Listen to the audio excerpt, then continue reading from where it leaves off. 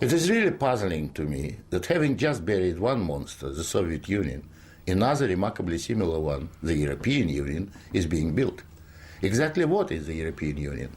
Perhaps by examining the Soviet version, we can get the answer. The Soviet Union was governed by 15 unelected people who appointed each other and who were not accountable to anyone.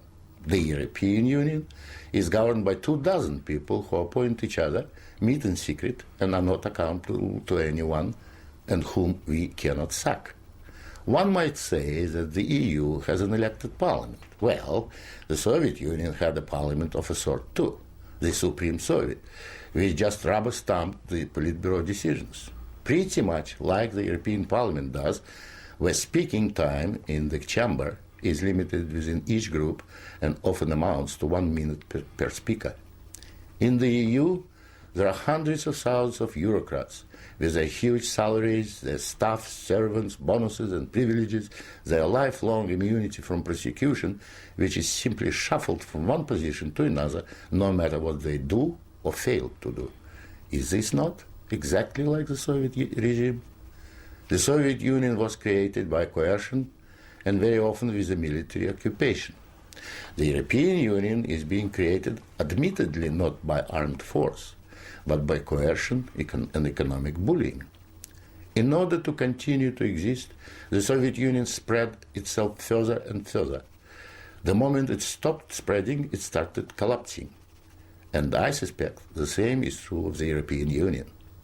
We were told that the purpose of the Soviet Union was to create a new historic entity, the Soviet people, and that we must forget our nationalities, our ethnic traditions and customs. The same seems to be true of the European Union. They don't want you to be British or French. They want you all to be a new historic entity, European, to suppress all your national feelings and live as a multinational community. After 73 years, the same system in the Soviet Union resulted in more ethnic conflict than anywhere in the world. In the Soviet Union, one of the grand purposes was the destruction of the nation state. And that's exactly what we observe in Europe today. Brussels intends to absorb nation states so that they should cease to exist. Corruption was built into the Soviet system from top down, and so it is in the EU. The same endemic corruption activity that we saw in the old Soviet Union has flourished in the EU. Those who oppose or expose it are silenced or punished. Nothing changes. In the Soviet Union, we had a gulag. I think we have a gulag in the European Union also, an intellectual gulag known as political correctness. When anyone tries to speak their mind on questions of race or gender, or if their views differ from those approved, they will be ostracized. This is the beginning of the gulag, the beginning of your loss of freedom. In the Soviet Union, they told us we needed a federal state to avoid war. In the European Union, they are telling you exactly the same thing.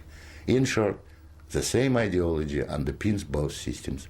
The EU is an old Soviet model presented in Western guise. But again, like the Soviet Union, the European Union has within itself the seeds of its own demise. Unfortunately, when it collapses, and it will leave immense destruction behind, and we will be left with huge economic and ethnic problems. The old Soviet system was incapable of reform, so is the European Union. But there is an alternative to being ruled by those 24 self-appointed officials in Brussels. It is called independence. You don't have to accept what they have planned for you. After all, you have never been asked if you wanted to join. I have lived in your future.